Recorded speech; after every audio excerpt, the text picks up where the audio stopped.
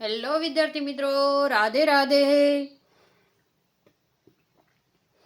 તો આજે તમને જ્ઞાન સહાયકની ભરતીમાં જે મૂંઝવતા પ્રશ્નો છે, જે આપણે કમેન્ટમાં બહુ મિત્રોએ પૂછ્યું છે, બરાબર, કે મેડમ આ પ્રોબ્લેમ છે, એનું શું કરવું. તો ઘણા મૂંઝવણ છે ને ઘણા પેનિક થઈ ગયા છે, બરાબર. તો એ પ્રશ્નના સોલ્યુશન સાથે આપણે અત્યારે આવ્યા છીએ. તો વિડીયોને એન્ડ સુધી જોજો, તમારા બધા જ પ્રશ્નોનું નિરાકરણ અહીંયા થઈ જશે, બરાબર. હવે શું ફોર્મ ભરવા માટે ગ્રેજ્યુએશન ફરજિયાત છે? તો કે ટેટ 1 વાળા માટે નથી હો. આપણે જોઈએ કે ટેટ 1 હોય ને, ટેટ 1 એટલે કે 1 થી 5 ધોરણમાં, બરાબર, જ્ઞાન સહાયક થવાનું છે તમારે. તો આ લોકોને ગ્રેજ્યુએશન ફરજિયાત નથી. શું નથી? પણ ઘણા મિત્રોની આપણે કમેન્ટ હતી કે ગ્રેજ્યુએશન વગર ફોર્મ ભરાતું નથી. તો શું કામ અત્યાર સુધી નહોતું ભરાતું, તમને ખબર છે? તો આ વખતે તમને ટેટ 1 વાળાને ફોર્મ તો ભરવા દીધું, પણ અપડેટ કરતા ભૂલી ગયા. અત્યાર સુધી શું થતું કે ટેટ 2 વાળાને જ જ્ઞાન સહાયકમાં લેતા, 6 થી 8 વાળા 8માં ને એમાં, બરાબર. ટેટ 2 વાળાને જ જ્ઞાન સહાયકમાં લેતા, ટેટ 1 વાળા પાસ હોય એને જ્ઞાન સહાયકમાં લેતા નહીં.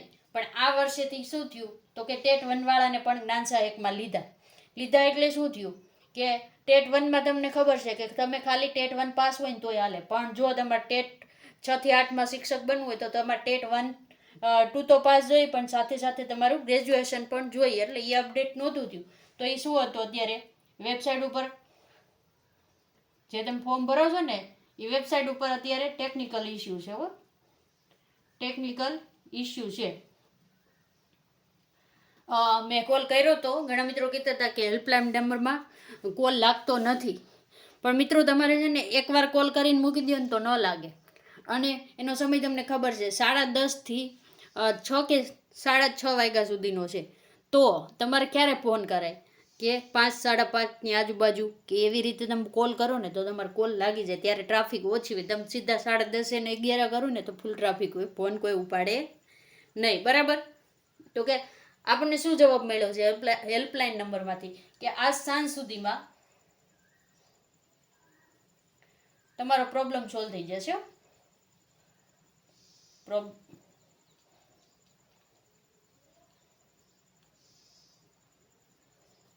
પ્રોબ્લેમ સોલ્વ થઈ જશે. આપણે શું કામ એમ કહીએ છીએ કે એક ટેકનિકલ ઇસ્યુ છે, જે એ લોકો અપડેટ કરતા ભૂલી ગયા હતા. તો એ લોકોએ કીધું છે કે આજ સાંજ સુધીમાં ગ્રેજ્યુએશન વગર પણ ટેટ 1 વાળાના જ્ઞાન સહાયકના ફોર્મ ભરાવા મળશે. તો જે મિત્રોના અત્યાર લગીન ફોર્મ નથી ભરાતા ને એ મિત્રો શાંતિથી કાલે સવારે ફરીથી ફોર્મ ભરજો, બરાબર. ઘણા મિત્રોની કમેન્ટ હતી કે કમ્પ્યુટર સર્ટિફિકેટ ન હોય તો શું કરવું, બરાબર. જો તમારે સર્ટિફિકેટ ન હોય ને તો શું કરવાનું, તો કે અહીંયા યસ વાળું હશે, યસ, અને અહીંયા એક હશે નો, બરાબર. પેલા તો તમારે 11-12માં ને એમાં હોય ને કમ્પ્યુટર તો ચાલે છે. તો તમારે 10માં વિષય તરીકે કમ્પ્યુટર હોય, 12મા ધોરણમાં ગણ્યા વિષય તરીકે કમ્પ્યુટર હોય તો ચાલે. અને જો એવું ઓપ્શન ન આવતું હોય ને તો અહીંયા નો ટીક કરી દેવાનું. જો ન આવતું હોય તો અને આ કોમ્પ્યુટરનું સર્ટિફિકેટ ફરજિયાત નથી, તમે ન કરી દો તો કંઈ પ્રોબ્લેમ નહીં પડે. અને આમાં એક ભાઈ એવું પણ પૂછતા હતા કે સાયન્સવાળાનું મેરિટ અલગ થશે કે શું બધુંય, બરાબર. તો આમાં મારા ખ્યાલથી લગભગ મેરિટ બધાનું સળંગ આવશે. આમાં ન કેટેગરી હોય, ન કાંઈ બીજું હોય. આમાં ખાલી કેવું હોય છે, મેરિટ આધારિત કેટેગરીને એવું કાંઈ હશે જ નહીં, કોમન હશે બધાનું એક સમાન.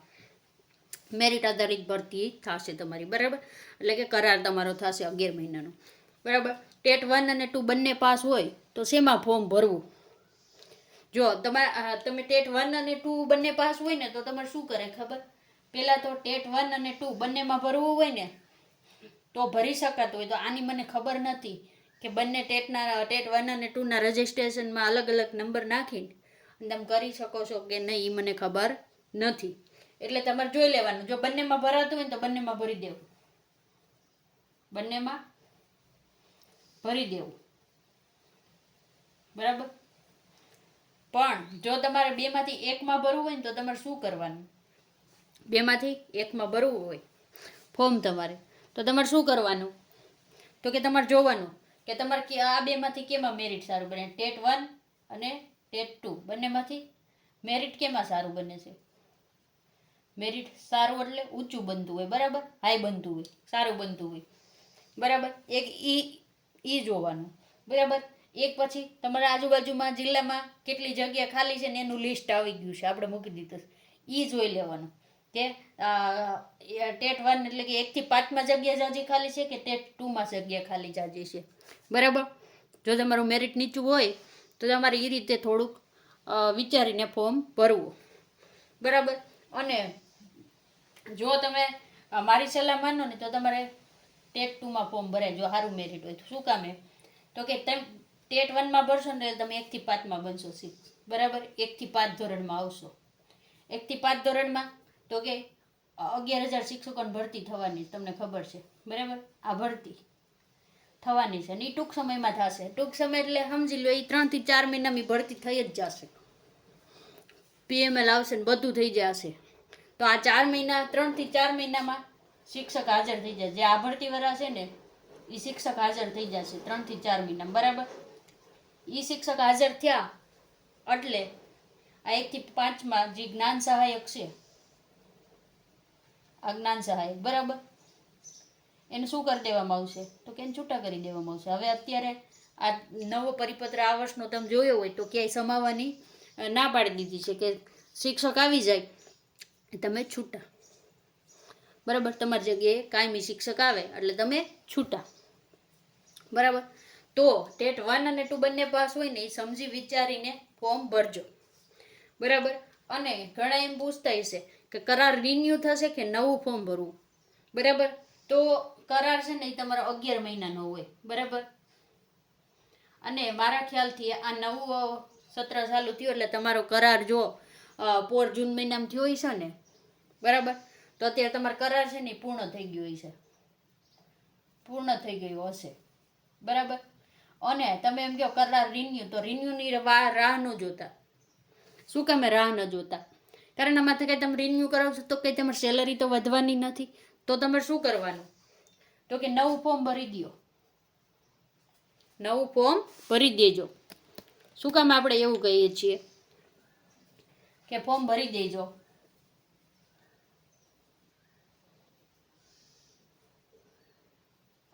ફોર્મ ભરી દેજો. કારણ આ કરાર તો તમારે ઓમે પૂરો થઈ ગયો અને રિન્યુ થાય કે ન થાય એને હજી કોઈ આપણી પાસે ઓફિશિયલી અપડેટ નથી. જો રિન્યુ ન થાય તો તમે રહી જાઓ ને, અને રિન્યુ થાય તો પણ સમય લાગશે. અને જો ફોર્મ ભરી દેશો તો આનું બેનિફિટ શું રહેશે તમને કે એનું 20 તારીખે ડોક્યુમેન્ટ વેરિફિકેશન છે, બરાબર.